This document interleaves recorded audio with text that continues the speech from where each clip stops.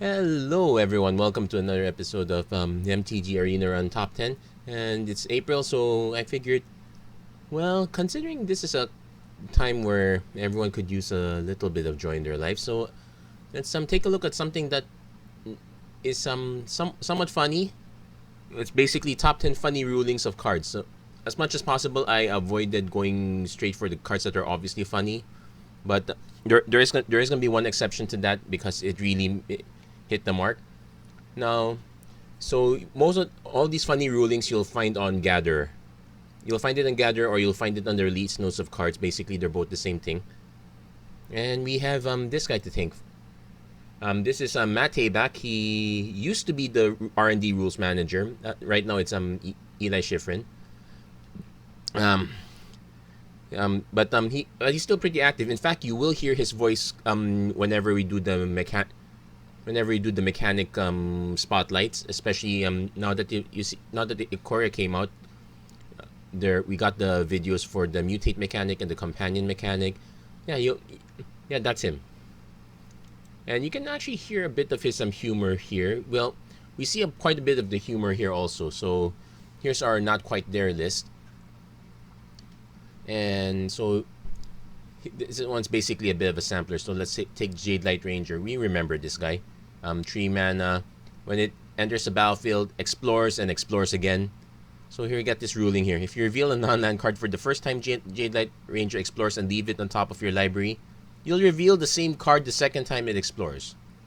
If you don't pretend to be surprised, you'll hurt Jade Light Ranger's feelings. Okay, so this is the kind of low-key humor that we're gonna get. Well, the level of humor kind of varies, and it really depends on what you key into it. But this is the kind of thing that we're expecting. Though this one didn't quite make it into the top 10. Another one is Marisol the Pretender. I believe this is Commander 2017. So she's a 4 mana Grixis commander. 4 mana Grixis 4/4 human wizard, and when Marisol enters the battlefield, exile an artifact or creature card from your hand or graveyard and put a cage counter on it. And then has all the activated abilities of all cards you own in exile with cage counters on them. So very good as a commander.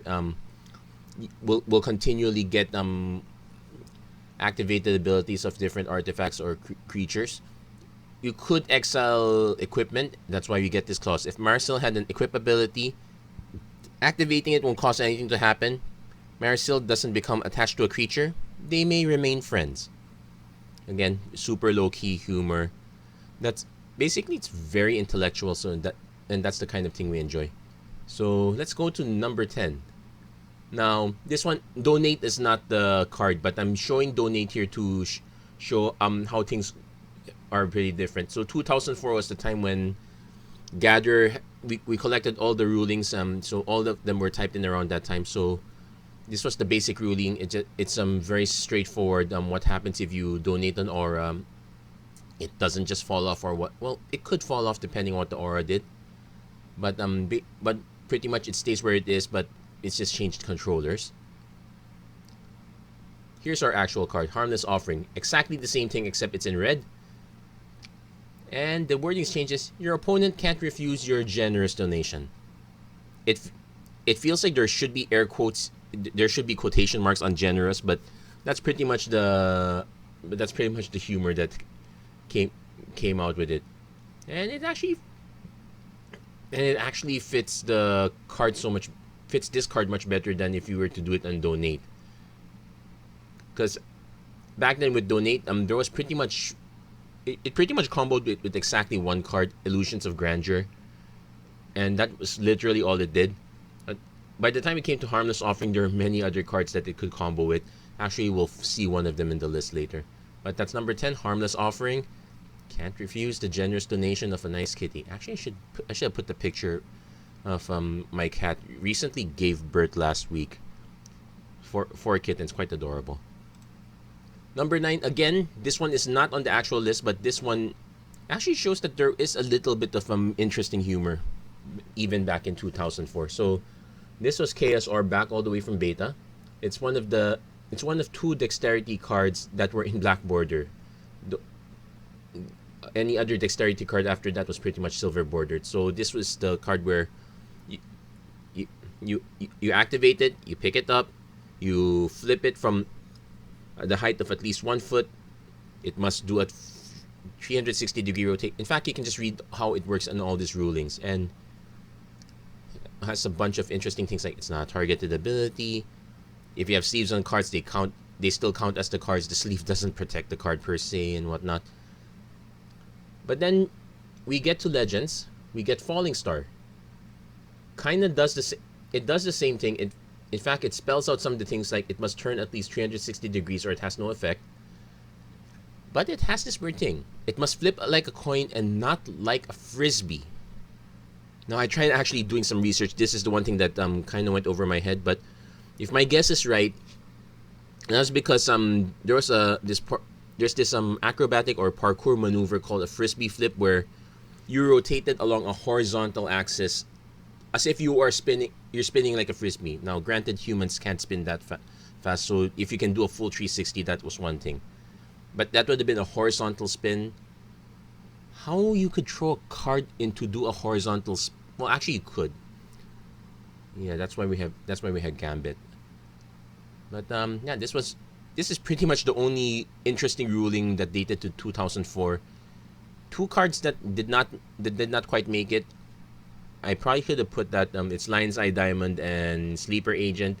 But they only had the sentence. This card is a little bit weird. Which, let's be honest, at this point we're kind of used to weird cards already at this point, so it's but back in 2004, back in the old days, all the cards were very weird. Illusionary Mask and whatnot. So here's number 9, Falling Star. Number 8, Demonic Pact. We remember this back in Magic Origins. This one's the story of Liliana making her pact with the 4 demons. So it's a 4-mana enchantment. At the beginning of your upkeep, choose one item that hasn't been chosen. Demonic Pact. So there are 3 good abilities, and there's you lose the game, which is down here. Usually, you try to avoid choosing this. And the ruling say so. Yes, if the 4th mode is the only one remaining, you must choose it. You read the whole contract, right?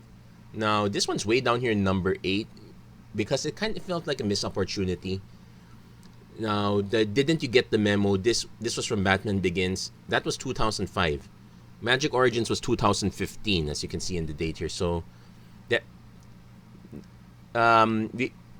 same spirit, more or less. Well, same contract, I guess. But maybe it might have been too blunt if he copied the Joker outright. But that's number 8, Demonic Pact.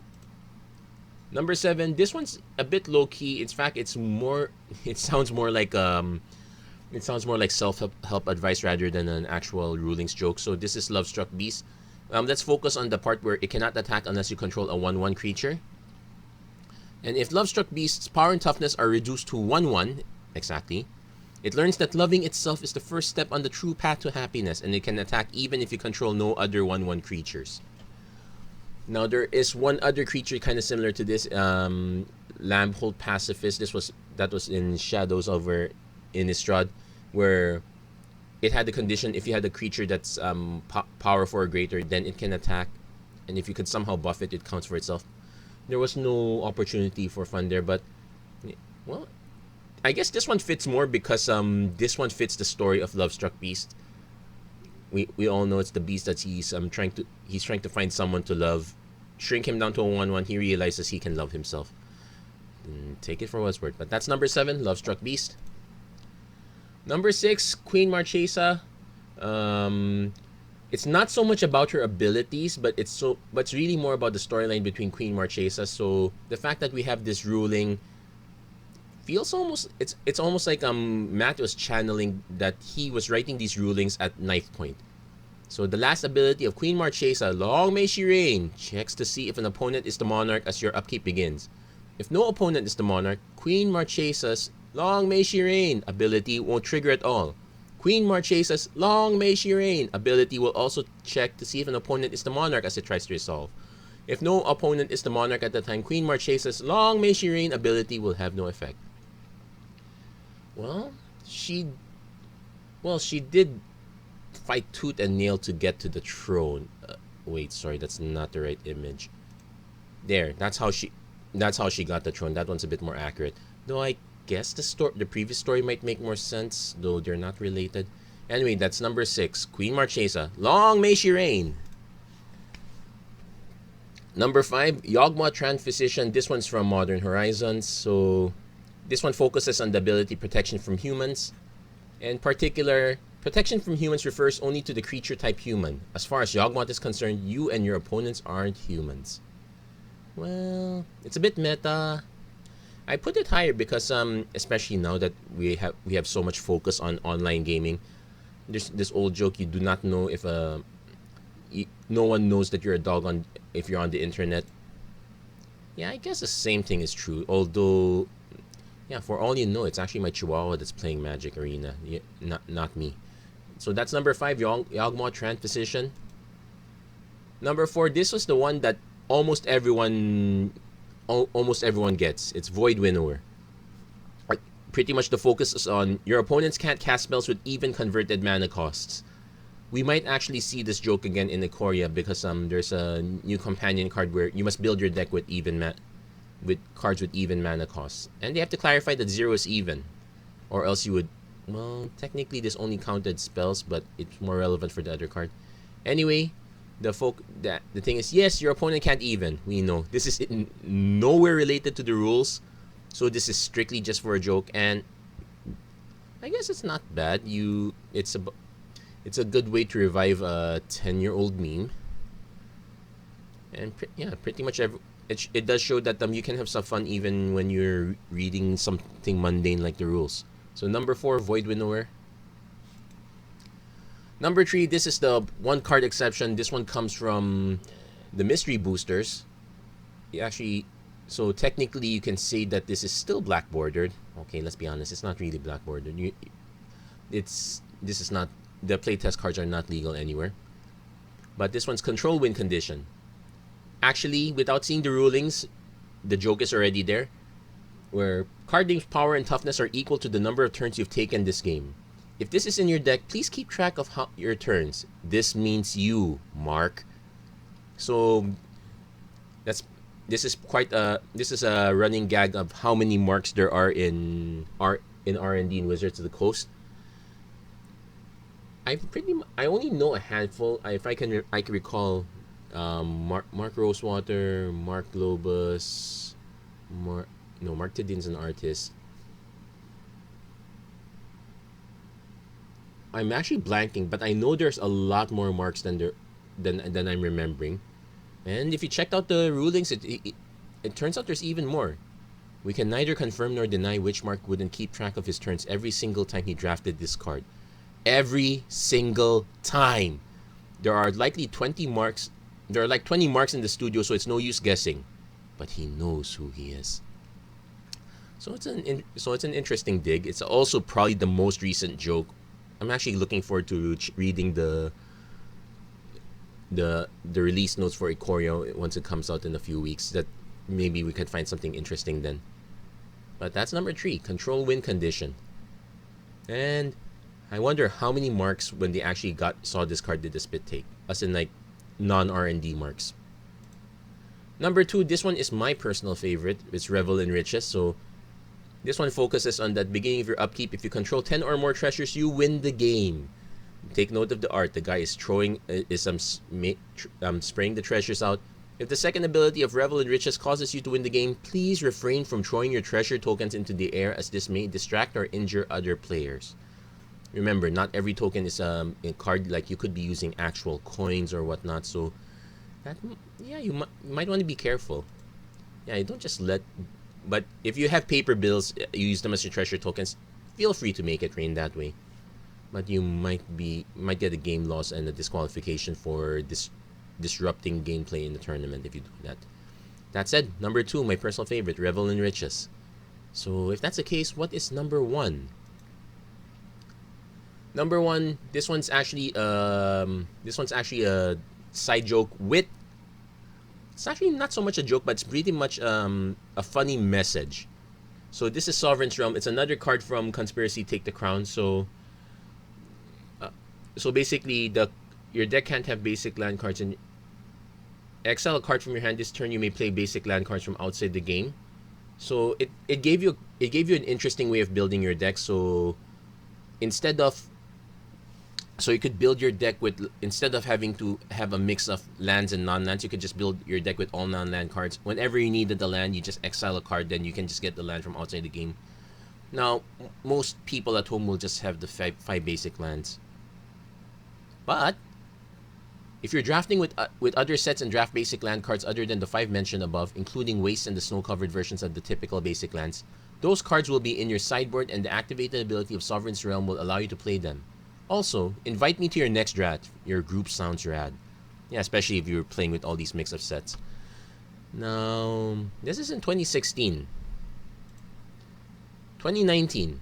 This is actually from Matt Tabak. You know, despite the ruling about inviting me to your next draft being mentioned occasionally in these threads, thanks for that, I've yet to be invited to any such draft. So for anyone watching in Seattle, maybe when this whole mess is over and we can get back some semblance of normality, hook up with Matt Tabak on Twitter. Maybe invite him to invite him to a draft. Well, you do have to make sure that you're actually quite rad first before you do that. Well, looks like someone did invite, but that was pretty much the end of that Reddit thread. And there you go, number 1, Sovereign's Realm, and that's it for all the interesting, for all the very interesting rulings. And there are actually many that I did not cover. There's quite a few more in the convention cards and the mystery boosters. There's a few interesting rulings in Unstable. I'm thinking if I covered all the ones that are known in Black Border. I know there's a few that I skipped because they were pretty much in the same vein as Jade Light Ranger. Looking forward to the ones that are coming out in Ikoria, considering that there's a lot of crossover between that and supposedly other monster IPs. We might get some interesting comments on that. Anyway, that's it for this very quick top 10. If you like what you saw, please don't forget to like, share, subscribe, turn on notifications and whatnot. Next one up is in May. I wonder what comes to mind. Actually, this was not my first idea for April. I was thinking of doing something related to food, but in the last 24 hours, this idea caught on a lot better. It was a lot more interesting. And I did have quite a bit of fun going through over all these mini quirks. So thank you, Matt Tabak, for letting us know that Magic can be fun even if the rules book is thicker than most law books. That said, thanks everyone. Hope you all have a nice day, and yeah, take care wherever you are. God bless and have a great day.